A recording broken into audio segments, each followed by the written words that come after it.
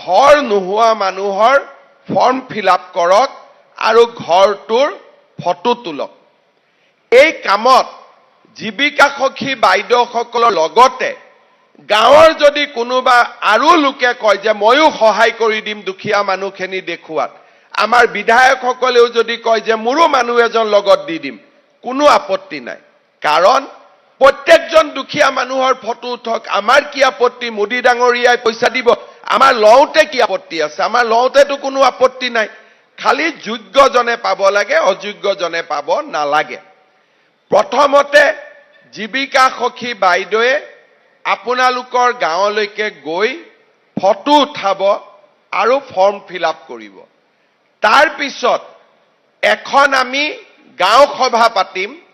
গাঁও সভাখনত গাঁৱৰ মানুহে বহি সিদ্ধান্ত ল'ব যে এওঁৰ ঘৰটো পাকা, গতিকে এওঁৰ ঘৰৰ নামটো যদি আমি দি দিওঁ, পিছত আমাৰ গাঁওখনৰ নামটো বদনামী হ'ব। গতিকে সঁচা দুখীয়া দৰিদ্ৰ মানুহখিনিৰ নাম গাঁও সভাই নিৰ্ধাৰণ কৰি দিব। প্ৰথমতে জীৱিকা সখী বাইদেউসকলে ফটো তুলিব আৰু ফৰ্ম ফিল আপ কৰিব। তাৰ পিছত এইখিনি গাঁও সভালৈকে যাব। গাঁও সভাত যদি কোনোবা দুখীয়া মানুহৰ নাম কাটি দিয়ে, আমি ব্লক পৰ্যায়ত এখন কমিটি গঠন কৰি দিম। ব্লক পৰ্যায়ৰ কমিটিত তাৰ আকৌ এবাৰ বিবেচনা হ'ব। তৃতীয়বাৰ জিলা পৰ্যায়ত গৈ তাৰো বিবেচনা হ'ব।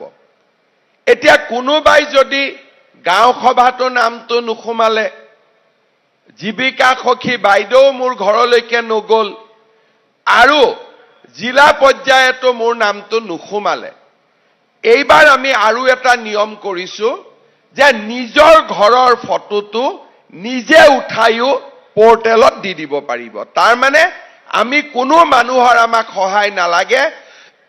যদি মই ভাবো যে মোক অন্যায় কৰা হৈছে, মোৰ ঘৰৰ ফটোটো তুলি মই নিজে আপলোড বা পৰ্টেলত উঠাই দিব পাৰো। তাৰো কোনটো পৰ্টেলত আমি কেনেকৈ উঠাই দিব পাৰো তাৰ বিষয়েও চৰকাৰে বাতৰি কাকত আৰু টিভিত বিজ্ঞাপনৰ ব্যৱস্থা কৰিছে। প্ৰথমতে জীৱিকা সখী বাইদেউসকলে এছেছমেণ্ট কৰিব। তাৰ পিছত আমি আৰু 10 দিন সময় দিম, য'ত নেকি নিজে নিজৰ ফটো তুলিব পাৰে। এতিয়া নিজৰ ফটো তোলোতেতো নিজে টকা ল'ব নোৱাৰে, গতিকে এইবাৰ আমি ব্যৱস্থা কৰিছো যে সেলফ লোডিং, তাৰমানে মোৰ ঘৰৰ ফটোটো মই তুলি ময়ে পৰ্টেলত তুলি দিম। গতিকে তেতিয়াতো কোনেও পইচা ল'ব নোৱাৰে।